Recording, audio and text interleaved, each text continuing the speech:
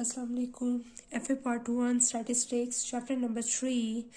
Chapter number 3 is the measure of dispersion. We study the variance and standard deviation. Clear?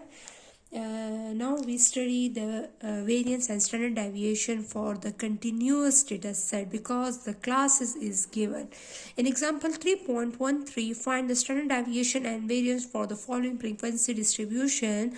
The marks is given and the frequency is given. ठीक है, in the question हमारे पास marks is 5 to 9, we have 10 students.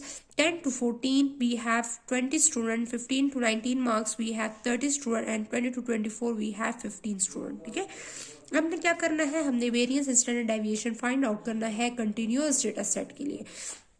तो हम क्या करेंगे, हम इससे पहले हम यहाँ पर सबसे पहले हम यहाँ पर क्लासेस बना लेंगे. ठीक है, आप क्लासेस बना लें.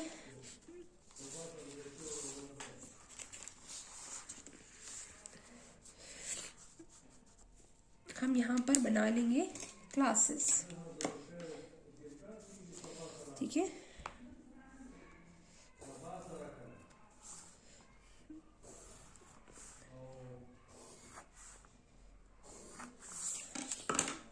सबसे फर्स्ट क्लास जो होगी वो मार्क्स होगी जो क्वेश्चन में गिवन है. क्लासेस, ठीक है, क्लासेस हमारे पास गिवन है 5 to 9, 10 to 14, 15 to 19, 20 to 24 and the frequency is 10, 20, 30 and 15.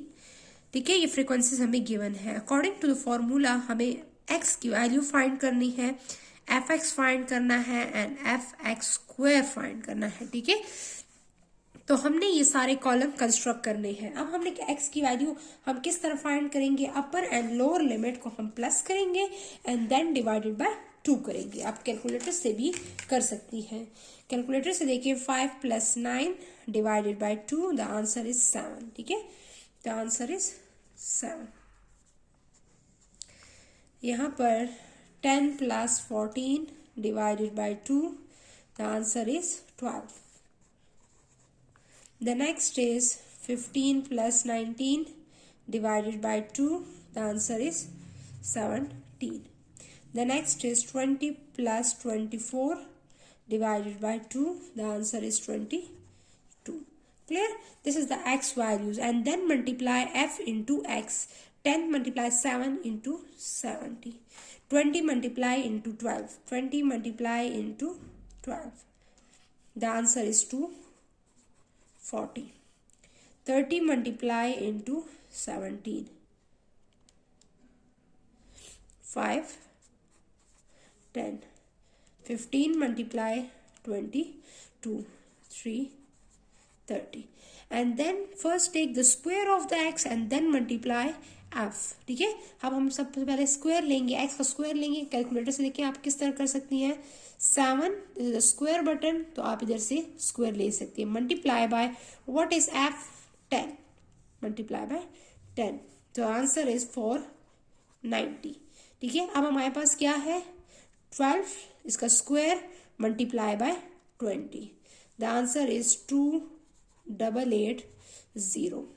The next हमारे पास है 17, इसका square multiply by 30. The answer is 8670. The next is 22 square multiply by 15. The answer is 7260.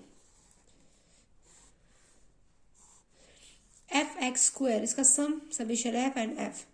10 + 20 + 30 + 15. 75. इसका fx 70 + 240 + 510 + 330. The answer is 1150. And the next fx square 490 + 2880 + 8670 + 7260. The answer is 19300. हमारे पास ये सारे column हमने construct कर लिए हैं. अब हम क्या करेंगे, अब हम लिखेंगे फॉर्मूला. फॉर्मूले में इस इंफॉर्मेशन को पुट करेंगे. अगर आपके पास डिस्क्रीट डेटा सेट हो या कंटिन्यूस डेटा सेट हो, आपको x की वैल्यूज जो अगर गिवन है fx, तो फिर आपने ये सारा आगे प्रोसेस करना है। लेकिन अगर आप क्लासेस गिवन है, मार्क्स गिवन है या क्लास इंटरवल फॉर्म में गिवन है, तो आपने सबसे पहले x की वैल्यू फाइंड करनी है, ठीक है। बाकी रिमेनिंग आपने क्वेश्चन उसी तरह कंटिन्यू करना है। First find the variance. What is variance? Variance is equal to summation fx square divided by summation f minus summation fx divided by summation f, ठीक है, and then take the whole square। तो हमारे पास fx square, हमारे पास value क्या है fx square की? This is the fx value 19300 divided by summation f is 75, and what is summation fx? Summation fx is 1150 divided by summation f 75 and then take the whole square, ठीक है। अब हमारे पास इसको हम calculate करेंगे। सबसे पहले हम इसको कैलकुलेट करेंगे 1150 डिवाइडेड बाय 75, जो आंसर आएगा वहां पर हम उसका स्क्वायर ले लेंगे, ठीक है। हमने उस आंसर का स्क्वायर ले लिया है, तो यहाँ पर लिख लेंगे 235.11 और यहाँ पर इसको डिवाइड करेंगे 13300 डिवाइड बाय 75, 257.33, ठीक है। तो ये हमारे पास, हमने इसको डिवाइड कर लिया, इसको अलग डिवाइड करके स्क्वायर ले लिया। अब इसको इसे सब्ट्रैक्ट करेंगे तो 257.33 माइनस 235.11, ठीक है। हमारे पास आंसर आया है 22.22। और स्टैंडर्ड डेविएशन क्या है? स्टैंडर्ड डेविएशन आप डायरेक्ट लिख सकती हैं।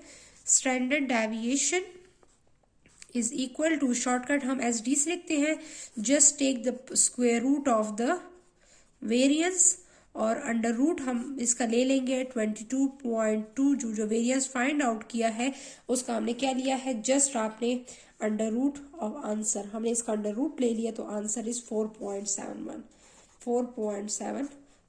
तो ये हमारे पास क्या आ गया? ये हमारे पास स्टैंडर्ड डेविएशन आ गया, ठीक है।